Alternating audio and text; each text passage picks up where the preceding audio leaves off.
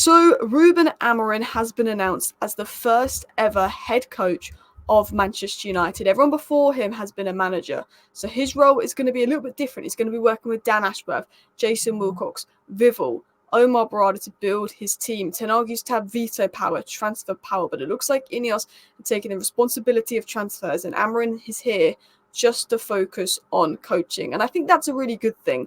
Ineos will be doing all the off-field stuff, dealing with all the off-field stuff. Dan Ashworth is very good at his job. Omar Barada, Vival, we've spoken about that in the past. And now Ruben Amorim will be here as the first head coach of United. So in today's video, we're going to talk about 5 big changes that Ruben Amorim may make at Manchester United. But before I dive into the first thing I want to talk about, I want to introduce Darnish, who is quite good when it comes to tactics and knows probably a bit more about Amorim than me. How are you doing?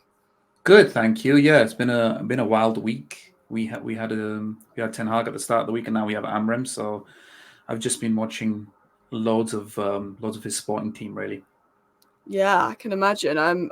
Just in general, before I dive into this, are you excited about his appointment? Someone that's watched a bit of sporting. I am. We'll get into this more into detail, but I'm excited in terms of he's clearly been courted by other teams. So West Ham, Liverpool, Man City. The elite clubs, they tend to actually go for like the same players and the same managers. So he's got a lot of clout basically. So I'm pretty excited. I'm excited to see a manager that has one particular pattern exactly. Yeah, it's going to be really exciting to see. And Darnish is going to talk more about sort of the tactical stuff and setup in a second. But I think the first thing I want to talk about that Amorim I think will change is I'm hoping.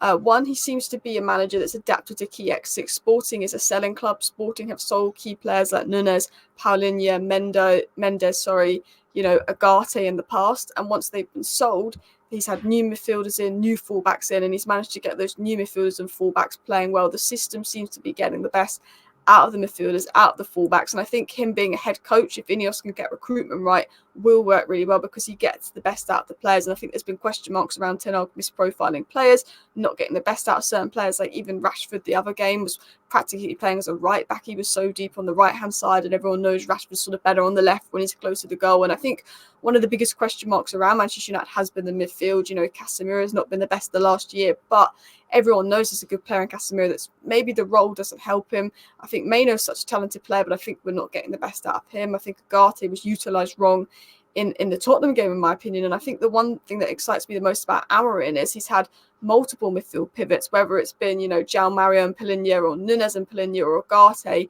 He's managed to adapt every time he loses a midfielder into bringing a new midfielder in, and they seem to excel in the pivot. And all of the pivots that Amorim has had has sort of thrived and done well. His midfield looks good. It looks more organised. And I think that key change at United could be very exciting. I mean, I'm expecting maybe a Maino Agate pivot long term. I don't know what you're expecting, Darnish, but you're going to obviously explain here how you expect Amorim could set up United and make some changes. Yeah, there's a lot of slashes in this because I predict that he will come over with the 3-4-3 system, the formation. He's religiously used it. I've not seen him use almost anything else in each circumstances. I've been speaking to a lot of Sporting CP fans this week, and they've said it's always a back three. What I'm a little bit concerned about is at the start, we've got a lot of centre backs. So we have De Ligt, Lindelof, Martinez, even Johnny Evans, Lenny Yoro, and Maguire. The first 11, the centre backs, the starting ones that I would like to see are Martinez, De Ligt, and Lenny Yoro. Yoro doesn't have Premier League minutes. He's also just coming back from an injury. So I wouldn't be surprised, and I would warn fans that we might see a Lindelof in the back three, and we might see even a Johnny Evans in the back three, and possibly Martinez at fullback. Just because I think Mazraoui had some injury problems as well. Luckily, Dallo has like some iron lungs, and he's played the last 42 games. He's played every one of those games. But that's how I predict the back five to line up. We'll talk more about the fullbacks later because I have some more thoughts on that. The midfield kind of for me picks itself because there's only 4 players that can play there: Mainu, Eriksson, Casemiro, and Agate. According to there's 60 plus games. We're in Europe as well, so that will depend on what I think he feels is needed in the game. Ugarte, I think, is a player that can really excel under Amorim, mainly because he knows what he wants. So Martinez was very good under Ten Hag because he knew exactly what he wanted. So I wouldn't be surprised to see a Mino Ugarte pivot, like you said, but I don't think that Casemiro and Eriksen are not going to play an important role in games where maybe we might even see Ugarte and Casemiro, because Casemiro these days is playing very advanced. We'll get on to the tactics and how this plays in, but the two in midfield, they do a lot in that they're not just the pivot. They will make a lot of advancing runs into the box. They're also the ones getting on the end of like a pass down the line to cross. Most of Sporting's goals are scored via crosses. So there's 4 options in midfield for only 2 spots, but I don't think it's that much with the amount of games and the opposition that are needed. And Mainoo's been played a lot, and I'd like to keep him fresh and healthy. This I've also put Fernandes in there because of the amount that, look, I want Fernandes as close to goal as possible. But these two in midfield, they make a lot of late runs into the box. I would want Bruno to be on the end of that, and I would want Bruno to be the ones crossing that in. So I wouldn't be surprised if we saw him there. Also, because I wouldn't be surprised if we saw him there because of the amount of wide wingers we have. We've got Garnacho, Amad Diallo, Marcus Rashford, and then you've got Xerxes and Højlund as well. If you play Fernandes in the midfield too, say if you play him with, I don't know, Mainu, and you want to go uber attacking, say you're playing a big low block, you could then play your 3 attackers. You could play Garnacho, Xerxes, and Rashford, or Garnacho, Højlund, and Diallo, whichever one you pick. The front 3 is an interesting one because we've got a lot of players that play wide. Like I said, we've got Garnacho, Rashford, and Diallo. That lineup doesn't even include Anthony in there, by the way.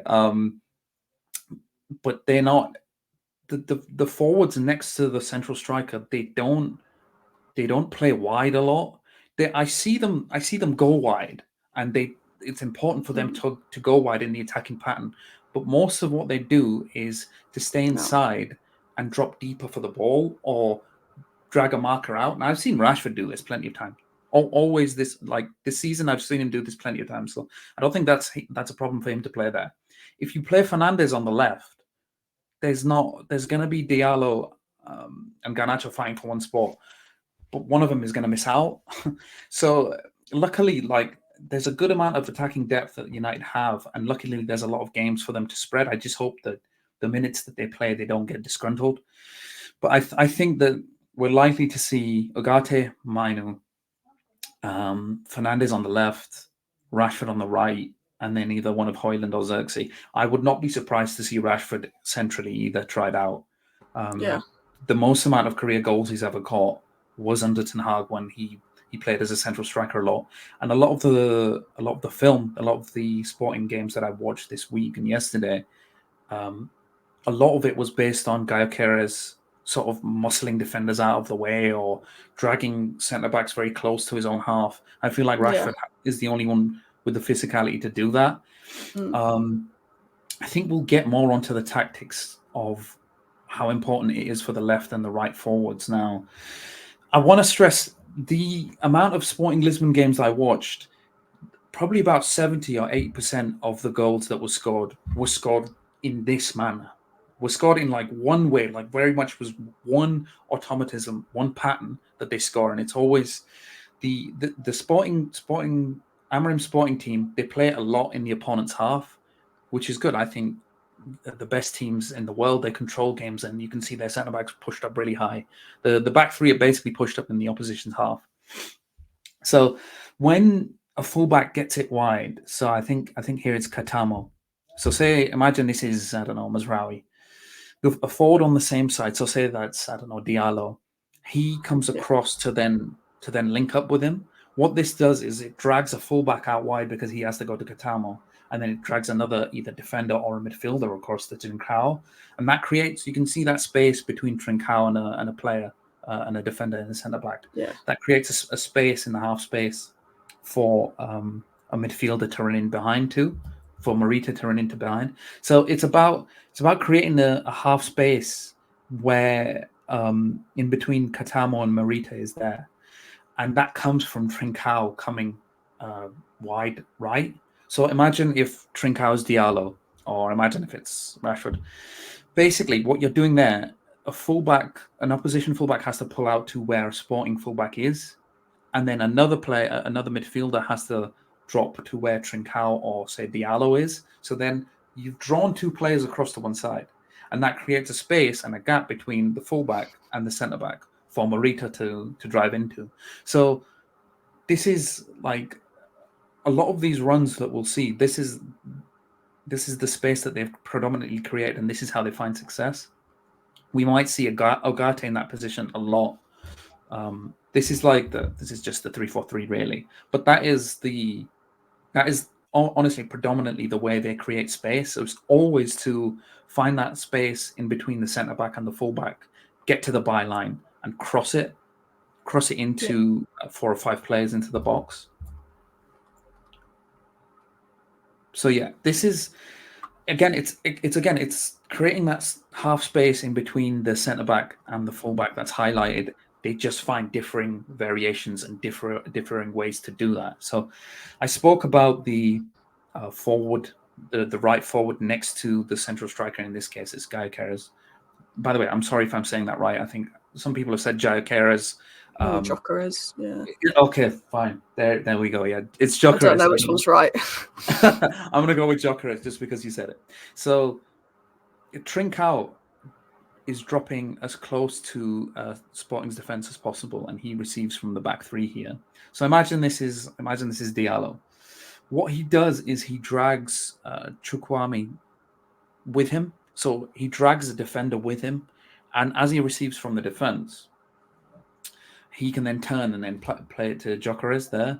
So the right forward he's not very wide. He predominantly stays in the half spaces. And then drags a player close to him. Yeah. But again, it's to create that space for a wing back wide.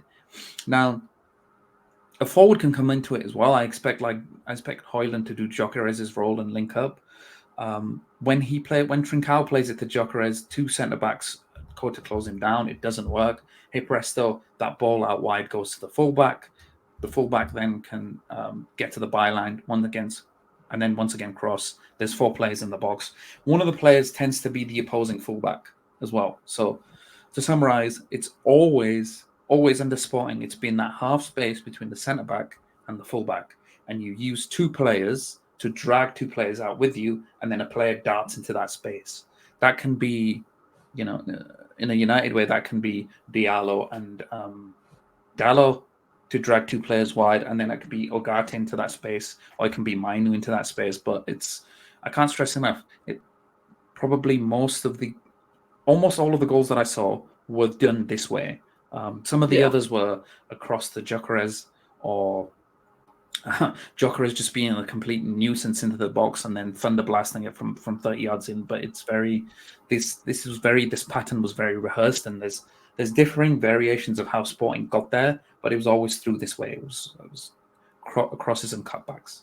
Yeah, I think as well with Man United's lack of goals this season, it'd be nice to just see something different and see maybe a consistent approach in attack and maybe a way to sort of let us score goals. And obviously touching upon this 4th point here of what Amorim might change. One thing we've learned about Amorim is he did rebuild Sporting. When he took over Sporting, they were 4th in Liga NOS, which isn't very good. They were sitting way behind Porto and Benfica.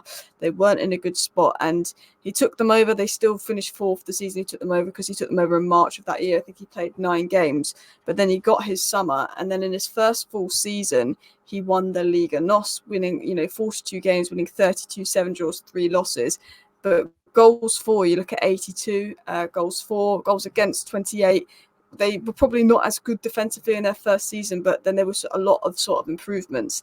They did decline a little bit in his 3rd season, notably. I believe he finished 4th or 3rd in his 3rd season. There was a little bit of a decline. But what I noticed and what's quite interesting about Amorim was last season, in his 4th season, despite having an off season the year before with 58% win percentage, he then goes the following season with a 74% win percentage. and goes and wins the league last season. 54 games played, 40 wins, 141 goals for, 50 against. And you can see that he sort of responded to setbacks when he came in. He got the team back on track, won them a league title 13 months later. He had setbacks in his third season. He was found out, maybe you can argue, was found out in his second or third season. And then he's responded to that very well here last season by winning the league. And he's also currently top of the league this season. And as you touched upon with how they score goals, utilising the fullbacks, and someone like Ahmad could come a little bit deeper and, sort of find some space and draw out players. It'd be really interesting to see if that can be applied at United and help us score goals going forward, because he's really improved Sporting many times over. Particularly, they're so exciting to watch going forward. Hopefully we could see that at United. And I know you wanted to talk about some final things that we should consider with Amorim coming in and some final changes. So I'm going to leave this to you to end it off. I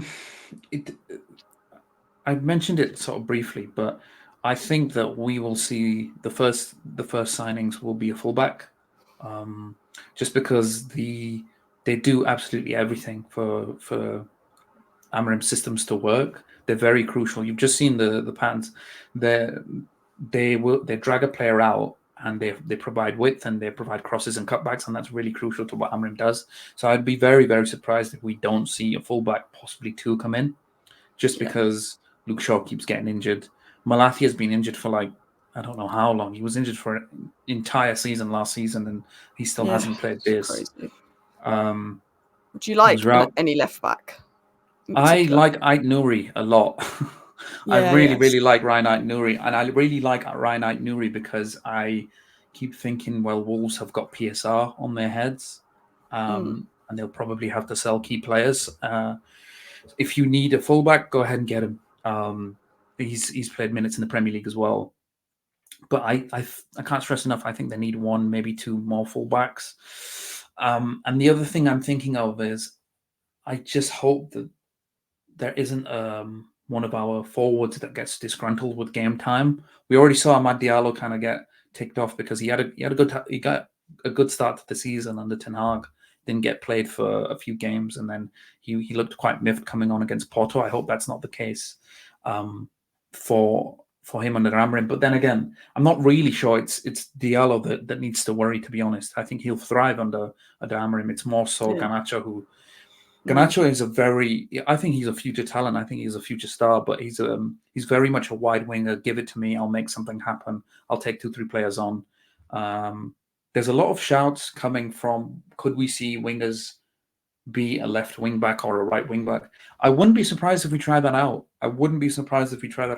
Normally, people say things on Twitter or social media, and then it gets sort of trumpeted 5 or 6 times, and everybody thinks it's the right thing just because everyone's saying it. But I think logically, with injuries as well, we could see a winger tried at left wing back and right wing back, not just because it fits and Anthony could play there. Amorim's done that before. Santos he was actually a winger, and then he ended up being a left wing back for Sporting CP for quite some time. The other thing as well is I think goals will be shared out quite a bit. There's a differing amount of players that end up making that run or that late run into the box. One of the goals they scored last week, one of the midfield two made the late run into the box. He cut it back. There was a deflection, and then one of the other midfielders scored. I know Casemiro has all of a sudden, since last season, taking more shots. I wouldn't be surprised if he scored more. So there's just some things to consider, because whilst I think that this squad can play in Amorim's system, there'll be little tweaks that we see at the beginning that maybe don't fit straight away. But I'm looking forward to seeing how the patterns work and how the style of play works. 100%. I just want to say thank you so much for coming on and sharing your insight. Just to the viewers watching, do you want to plug yourself, where they can find you, follow you, see your content? Yeah, it's on my Twitter, Danish Iqbal, the way you spell my name. I write for Sporting Life, Sky Sports, FotMob, and some others, but I produce weekly threads as well. So thank you so much for having me on, Alice. No worries. I'll put a link in the description so you guys can go and follow Dana to give him some support. On the way out, please hit the like button. Of course, subscribe down below if you're new. Thank you for watching, everyone. Bye.